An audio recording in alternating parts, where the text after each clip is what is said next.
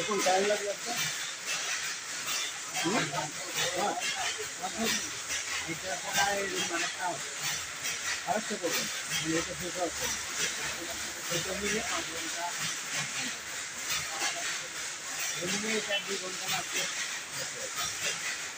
একটা ভিতরে 2 ঘন্টা আরেকটা বলবে এটা মিলে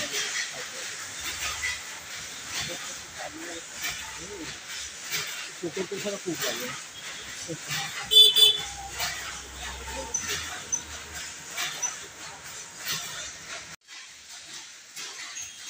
দেখতে পাচ্ছেন কীভাবে সারাবো করছে একটার মধ্যে যে একটা সুতো দিয়ে খুব পরিশ্রমের কাজ।